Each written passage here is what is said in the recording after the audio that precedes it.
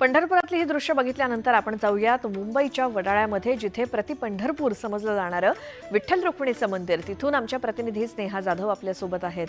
स्नेहा, उत्तर ही गर्दी आता वडाळ्याच्या विठ्ठल मंदिरातली वाढत जाणार आहे आणि एकीकडे भक्तिमय असं वातावरण सुद्धा। या सगळ्याबद्दल काय सांगाल?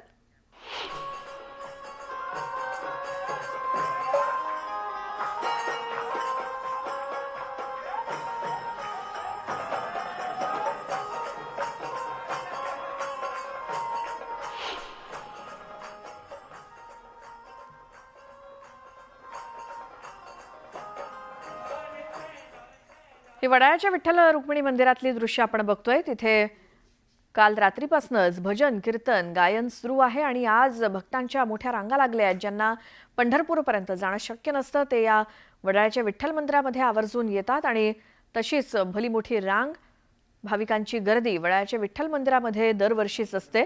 पहाटेपासूनच इथे लोक रांगा लावतात। 2-2, 3-3 तास रांगा लावल्यानंतर विठ्ठलाचं दर्शन घडतं आणि सध्याची हे दृश्य आणि हे संपूर्ण भक्तिमय संगीतमय वातावरण हे मुंबईतल्या वडाळा इथल्या श्री विठ्ठल रुक्मिणी मंदिरातलं।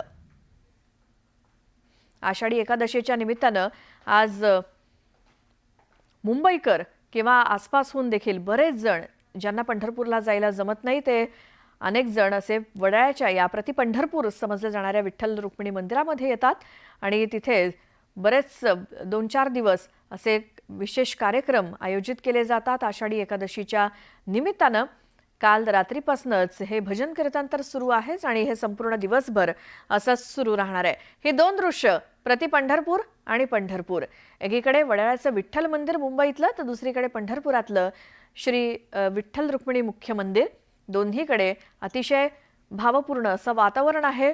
संपूर्ण भक्तिमय असं वातावरण आज आषाढी एकादशीच्या निमित्तानं।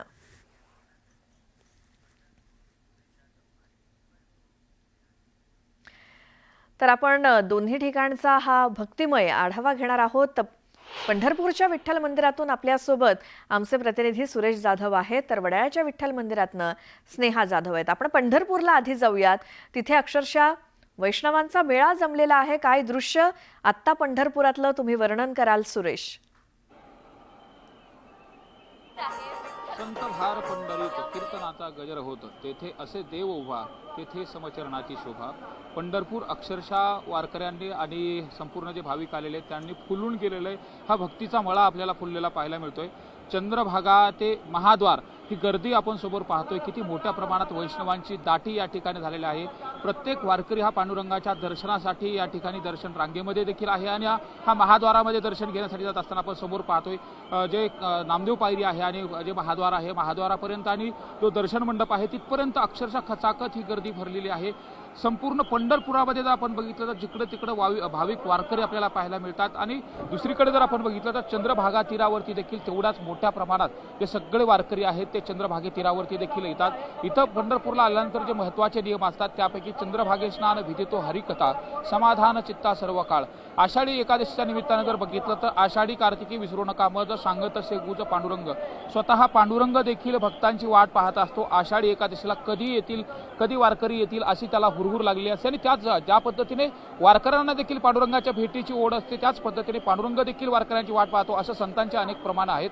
मात्र एकंदरीत आता जर बघितलं आपण ही चंद्रभागा पूर्णतः भाविकांनी फुलून गेलेली आहे। आज चंद्रभागेला भाविकांचा आणि वारकऱ्यांचा महापूर आल्याचं चित्र पाहायला मिळतंय। विशेषतः या भाविकांची व्यवस्था करण्याच्या अनुषंगाने प्रशासनाने देखील चोख बंदोबस्त ठेवला आहे। लाखो लोक या ठिकाणी आहेत, कुठलाही अनुचित प्रकार घडू नये त्यासाठी पोलीस प्रशासन त्याचबरोबर स्वयंसेवी संघटना देखील दक्ष आहेत। समोर आपण पाहतोय कशा पद्धतीने भाविकांना टप्प्याटप्प्यानं सोडलं जात आहे आणि त्याचबरोबर ज्या दिंडी प्रदक्षिणा आहेत त्या दिंडी प्रदक्षिणा देखील आहेत। टाळ मृदंगाचा जयघोष होतोय, विठू नामाचा देखील जयघोष केला जातो आणि प्रत्येक वारकरी या भक्तिरसामध्ये राहून निघतोय। इथं आल्यानंतर चंद्रभागेचं स्नान करायचं, पुंडलिकाचं दर्शन घ्यायचं आणि त्यानंतर पांडुरंगाच्या दर्शनासाठी जायचं। जर पांडुरंगाच्या दर्शनासाठी वेळ लागत असेल तर नामदेव पायरीचं दर्शन घ्यायचं किंवा कळसाचं दर्शन झालं तरी वारी सफल झाल्याच्या संदर्भामध्ये प्रत्येक वारकरी त्याचा भाव तशा पद्धतीने असतो आणि प्रत्येक जण इथं आलेला जो आहे तो पांडुरंगाच्या ओढीनं, पांडुरंगाच्या भेटीनं महाराष्ट्राच्या कानाकोपऱ्यातून वारकरी इथपर्यंत आलेले आहेत। विशेषतः वारी कव्हर करत असताना अनेक वारकरी जे पायी चालत होते अनेक दिवसाची त्यांची ओढ होती, अनेक दिवसाची पांडुरंगाच्या भेटीची आस होती.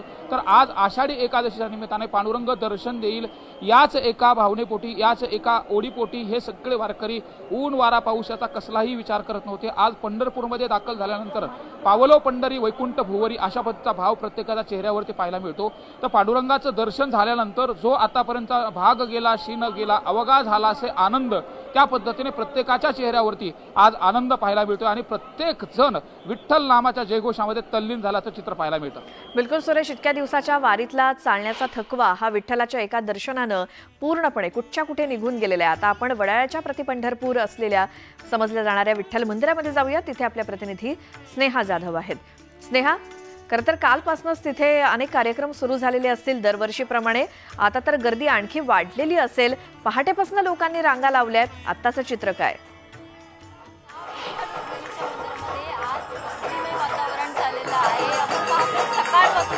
भक्तजनांची या ठिकाणी गर्दी मोठ्या प्रमाणावर होते. पहाटेपासून त्या ठिकाणी भजन कीर्तन देखील म्हटलं जाते आणि यामध्ये भाविक दंग झालेले आहेत. भजन कीर्तनाच्या ठेक्यावरती ताल धरलेला आहे भाविकांनी.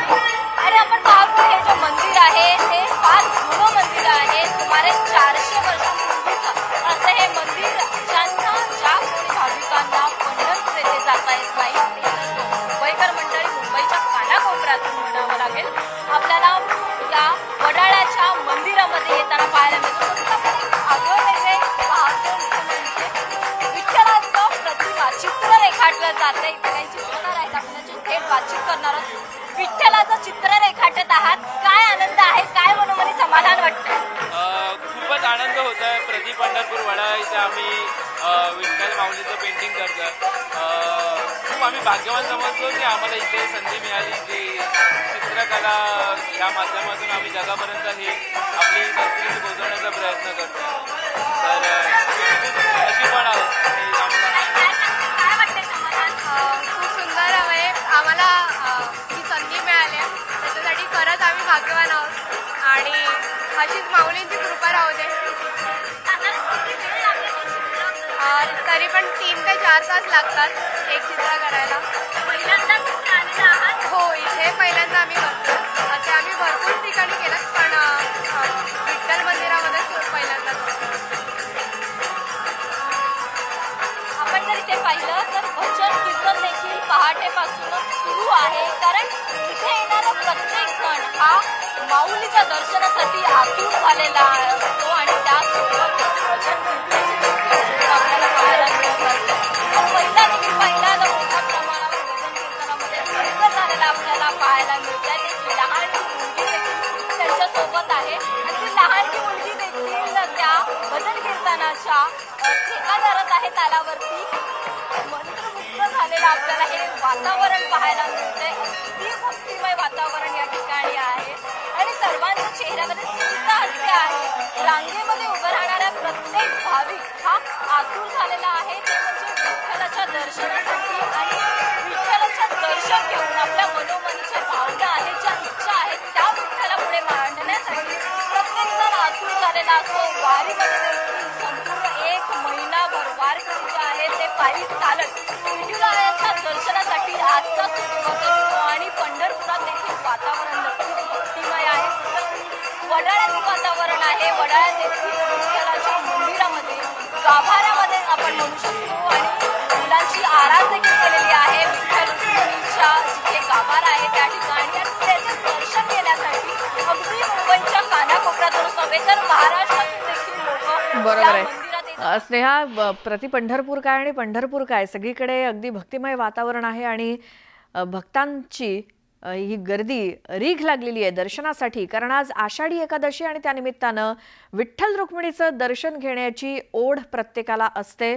आज उपवास केला जातो आणि या निमित्तानं दर्शन घेतल्यानंतर मग भरून पावलो अशी भावना प्रत्येक भक्ताची असते.